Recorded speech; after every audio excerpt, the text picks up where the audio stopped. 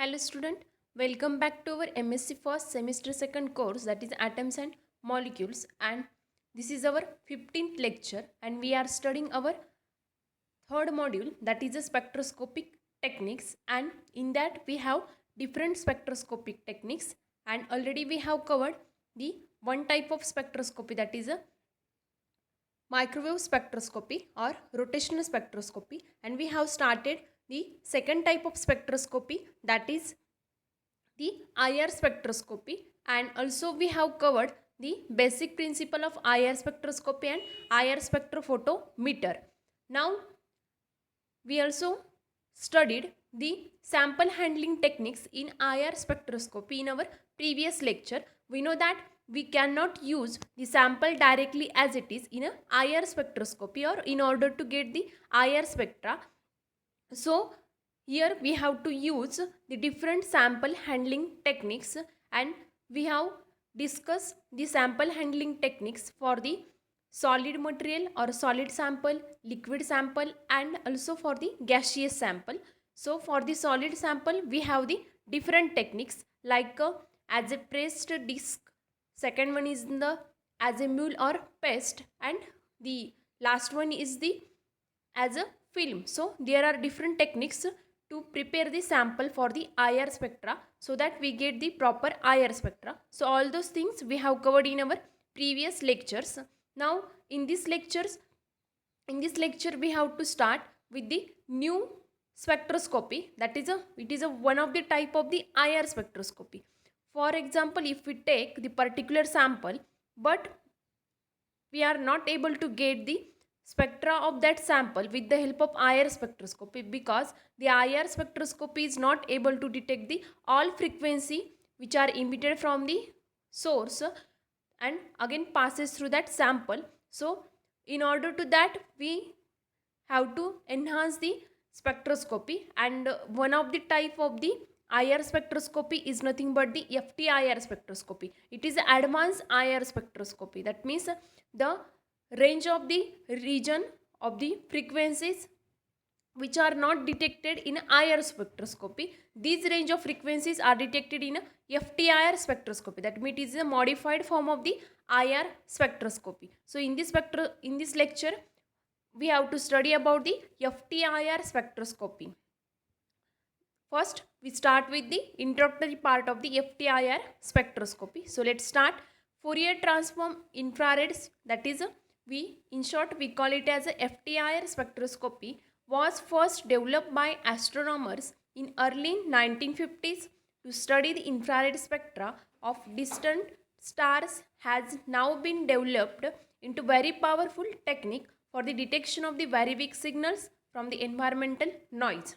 That is actually where the FTIR spectroscopy is, where the FTIR spectroscopy arised.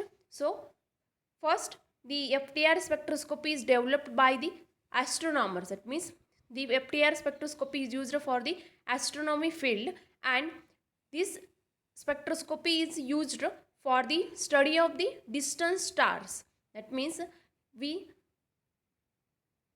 or the spectroscopy is used was for the study of the distant star by the astronomers, but after that again there is some development in that technique and it becomes a very powerful technique, so that it is used for the detection of the very weak signals from the environmental noise. So this is the actually history of the FTIR spectroscopy. That is the origin of the FTIR spectroscopy. It is a simple mathematical technique to resolve the complex wave into its frequency components. We know that suppose we take any wave, we know that wave must have the frequency. So if we have a complicated wave nature, then we are able to resolve this wave into its frequency component, but all those things are done with the help of this FTIR spectroscopy, and it is a mathematical technique because here we used the mathematical FTIR, that is a Fourier transformation. So here is a mathematical techniques. The conventional IR spectrometer are not much used for the far infrared region, that is a 20 to 400 centimeter inverse.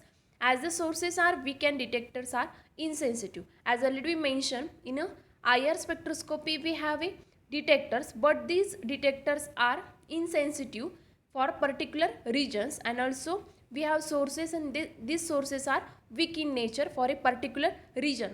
But for which region? The region for the far infrared region. That means for the far infrared region we have some weak detectors as well as the insensitive weak sources and insensitive detectors. That means for the region 20 to 400 centimeter inwards. So we are not able to get the spectra of this range in a proper way. So the IR, conventional IR spectrometer are not useful that much.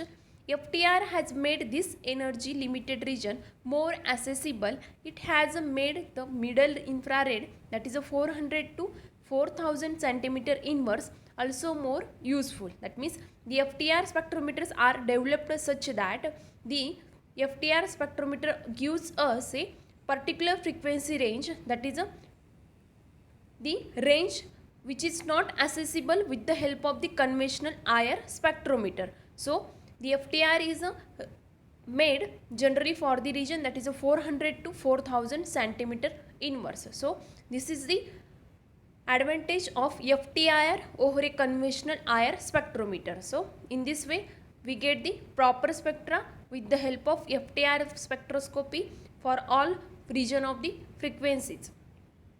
Now, what is the principle of FTIR spectroscopy?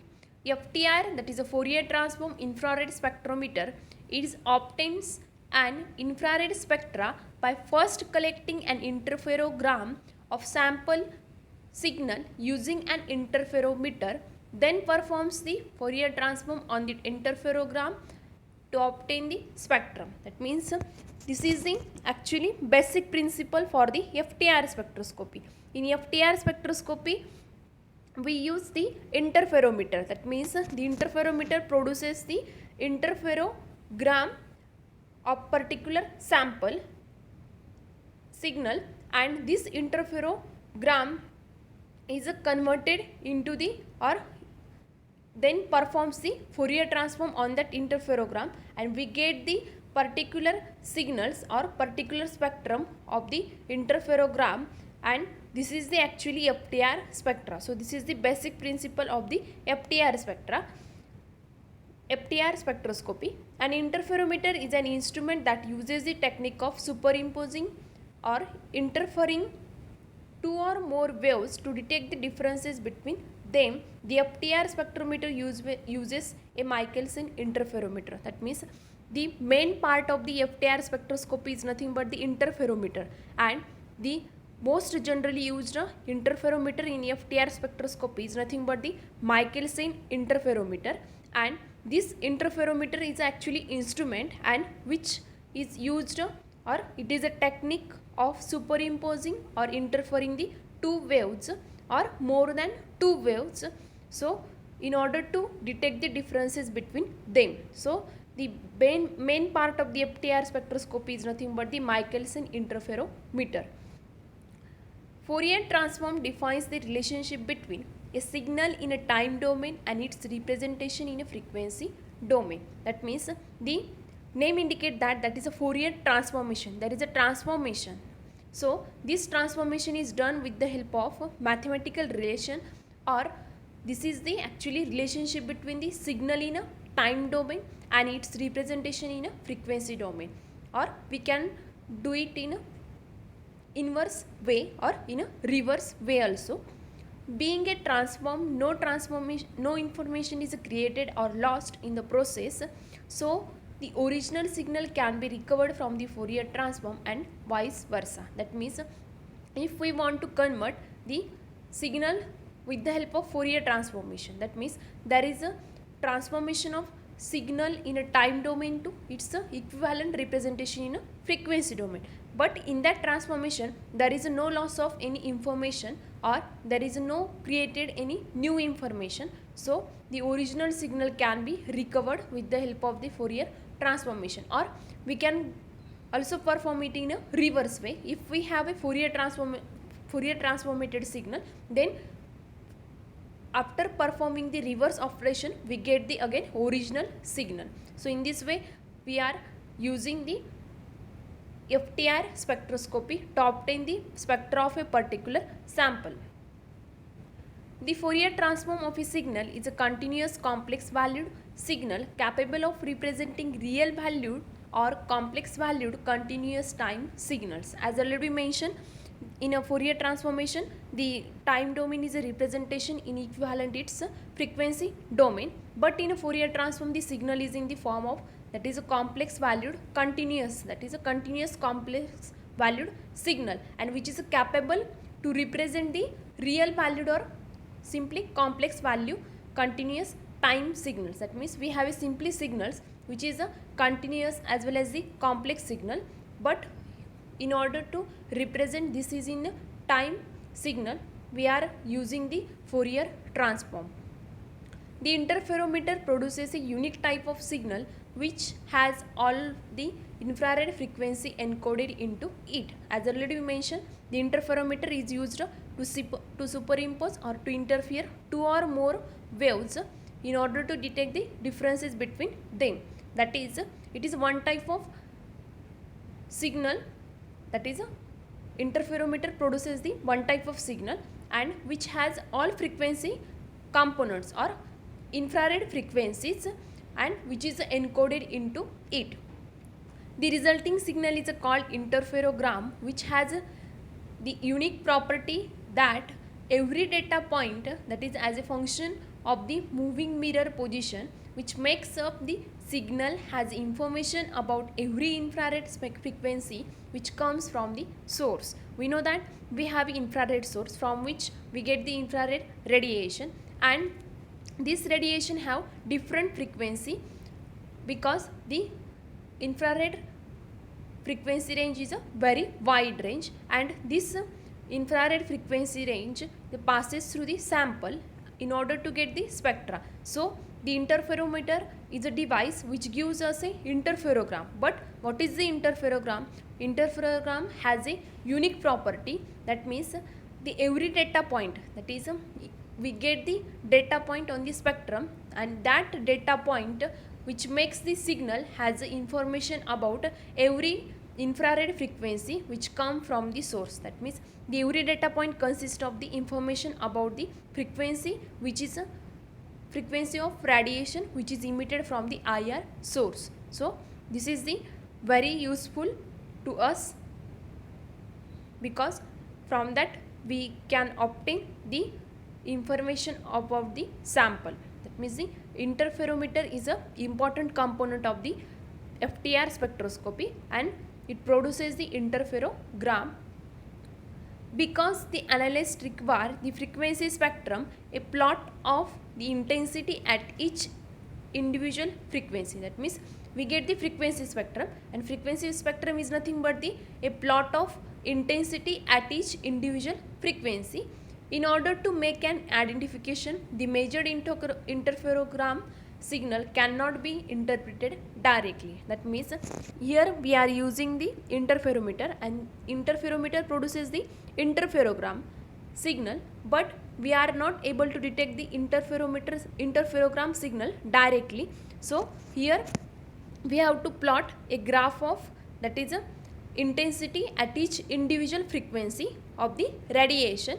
That is, we have to plot the frequency spectrum, and this is done with the help of some computer based system. So hence the Fourier transformation is performed by the computer, which then present the user with the desired spectrum information for analysis. That means this cannot be done manually, but it requires the computer system, so that the Fourier transformation is performed by that computer and we get the spectral information for the analysis. The conventional spectroscopy, called the frequency domain spectroscopy, records the radiant power, that is a G of omega, as a function of frequency, that is a omega. Suppose we take the conventional spectroscopy, that is FTIR spectroscopy, and we call it as a frequency domain spectroscopy. Suppose we have a IR source, it emits a radiation, that means it has a radiant power, and which is here denoted by g of omega. Here omega is the frequency and the radiant power is a function of the frequency. So in the time domain spectroscopy, the changes in a radiant power, that is a f of t, and is recorded as a function of time. That means if we consider the time domain spectroscopy, in a time domain spectroscopy we represent the radiant power, and this radiant power is a function of a time, because here we consider the time domain spectroscopy. If we take the frequency domain spectroscopy, then our radiant power is a function of frequency. In a Fourier transform spectrometer, a time domain plot is converted into frequency domain spectrum. That means in a Fourier transformation or in a Fourier transform spectrometer, we convert the time domain plot into the frequency domain spectrum, that is the equivalent spectrum of the time domain plot. So this is done with the help of the Fourier transformation. In mathematics, the Fourier transform of the function, that is f of t, is defined as, that is a g of omega is equal to 1 upon square root of 2 pi integration from minus infinity to plus infinity f of t into e to the power I omega t into dt. This is equation number 1. That is, in mathematics we know that we have a Fourier transformation, and actually the IR spectroscopy is just modified to get the all frequency ranges, or to get the spectra for all frequency ranges, and which is nothing but the Fourier transformation spectroscopy, that is FTIR spectroscopy, and this is actually done with the help of Fourier transformation. Hence it is also known as a Fourier transformation spectroscopy, and actually it is a mathematical technique. And so here we have the mathematical expression for the Fourier transformation. Here the radiant power is a function of frequency, that is omega, and which is represented in the form of Fourier transformation. So it is given by 1 upon root 2 pi integration from minus infinity to infinity f of t e to the power I omega t into dt, and this is in the time domain form, and we have to convert this into the frequency domain. So here the inverse relation is f of x is equal to 1 upon square root of 2 pi integration from minus infinity to plus infinity g of omega into e to the power minus I omega x into d omega. Actually this is the reverse of the Fourier transformation. So here we represent into the form of frequency. We know that frequency and time, they are reciprocal to each other. So here we have to go in a inverse way. So here we have to represent it into the form of the frequency. So this is the mathematical expression for the Fourier transformation, and this technique or this mathematical expression is used in a computer based system, and so that we get the information about each and every data point which is corresponding to the each frequency component of the radiation. So in this way we are able to collect the spectrum of all frequency component of a given radiation, and we are able to analyze the sample spectra with the help of this FTIR spectroscopy.